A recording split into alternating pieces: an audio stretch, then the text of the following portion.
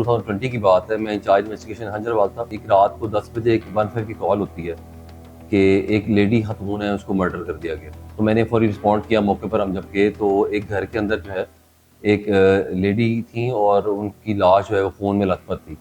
फिर वो इंक्वायर करने पर पता चला कि उस लेडी की एक जो है वो वैगनर कार भी थी। कार भी जो है वो घर में मौजूद नहीं थी।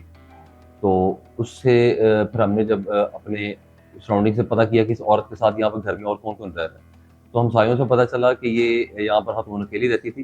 तो चंद दिन से कोई एक लड़का जो है यहाँ पर दिखाई देता था इस औरत के साथ। तो जब ये हम सारी चीज़ों को जो है स्क्रूटनाइज़ कर रहे थे, उसी दौरान एक लेडी का फ़ोन हमें आता है दुबई से। उसने कहा जी ये मेरी वालदा थी, जिसको जो है वो कत्ल कर दिया गया। मेरा एक सौतेला भाई है, वो मेरी वालदा के साथ जो है वो 15-20 दिन से रह रहा था। जब उसका पता किया तो पता चला कि औरत की शादी जो है वो दूसरी शादी उसने कर ली हुई थी और अपने उस हस्बैंड से भी तलाक लेकर यहाँ पर अकेली रह रही थी। एक उसकी बेटी जो है वो दुबई में थी। जब हमने जब सारी चीज़ें चेक की, क्राइम सीन को विज़िट किया, तो वहाँ पर मुक्तुल्लाह का मोबाइल हमें वहाँ से जब मोबाइल वहाँ से मिला तो हमने जब उसमें मोबाइल को जब चेक किया तो उसमें ट्रैकर एक ऐप थी। ट्रैकर ऐप से पता चला कि वो जो वैगनर गाड़ी है, वो हमने अभी कोई पता नहीं है कि मुल्ज़िम कौन है, टोटली ब्लाइंड केस था वो। हमने जब वो उसकी लोकेशन पर गए हैं तो वो हैदरिया इमामबाड़ का लोकेशन बता रहा था 5 मिनट पहले की।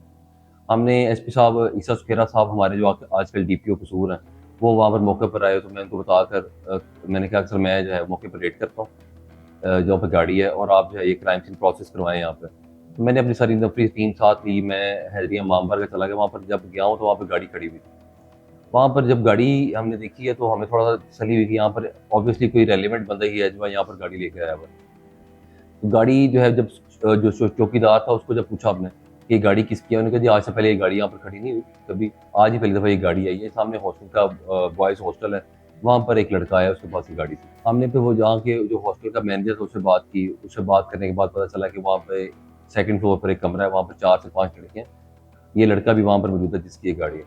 हमने वहाँ पर जो है अपनी प्रॉपर एसओपी को फॉलो करते हुए हमने वहाँ पे रेड किया। रेड करने के बाद हमने उस लड़के को वहाँ पे उसका जो बेटा था, हारिस नाम था उसका, उसको हमने वहाँ से गिरफ्तार किया। गिरफ्तार करके जब हम उसको लेके आए थाने में, तो थाने में उससे पूछा कि तुम्हारी वालदा किधर है? तो तुम अपनी वालदा के पास कितने देर से रह रहे हो? उसने बताया कि मैं 15-20 दिन से अपनी वालदा के पास रह रहा हूँ, मेरी वालदा घर में इस टाइम मौजूद है। जब हम ये चीज़ उसको पूछ रहे थे, इंक्वायर कर रहे थे, मैं डिफरेंट उसको क्वेश्चंस इर्रेलेवेंट क्वेश्चंस पूछ रहा था। तो उतनी देर में मेरी जो कांस्टेबल एक मेरे वहाँ पे उसके पीछे खड़े थे, उन्होंने देखा कि उसके ना हाथ के ऊपर स्क्रैचेस नाइफ के निशान थे, जिससे हमारे ना एक बड़ी ग्लिटरिंग सी हमारी मतलब अल्लाह का शुक्र है खुशी हमें फील हुई कि मुझे लगता है कि ये बंदा इन्वॉल्व है उस मर्डर के अंदर। तो हमने सर उसको जो है वो प्रॉपर जो हमारा एक तरीकाकार है उससे इंक्वायर किया। उसने वो अपना कन्फेस किया अपने जुर्म को कि मैंने अपनी माँ का कत्ल किया। फिर हमने उसे आला कत्ल बरामद करना था, उसको सारे क्राइम सीन को रिकंस्ट्रक्ट करना था। फिर हम उसको अपने क्राइम सीन के ऊपर लेके गए हैं। उसने बताया कि इस तरह काफ़ी देर से जो है मेरी वालदा की मेरे साथ जो है लड़ाई झगड़ा हो रहा था। मैं पैसे माँगता था, मुझे पैसे नहीं देते थे और मेरी वालदा का कुछ किरदार जो है उतना बेहतर नहीं था। उसके बाद हमने वहाँ पर जो है वो वहाँ से उसको जब उसका सारा क्राइम को रिकंस्ट्रक्ट कर लिया, फिर हमने आला कत्ल बरामद करने के लिए इलाका थाना गुलशन इकबाल के अंदर वहाँ पर एक कूड़ेदान था, वहाँ पर हमने जाकर उसका सर्च किया, वहाँ से हमने उसको छुरी को बरामद किया।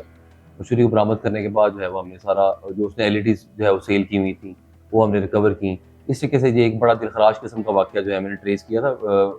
एफआईआर लॉन्च होने से पहले ही हमने मुलज़िम को गिरफ्तार कर लिया था। वो सारी चीज़ें आला कत्ल हमने बरामद कर लिया था।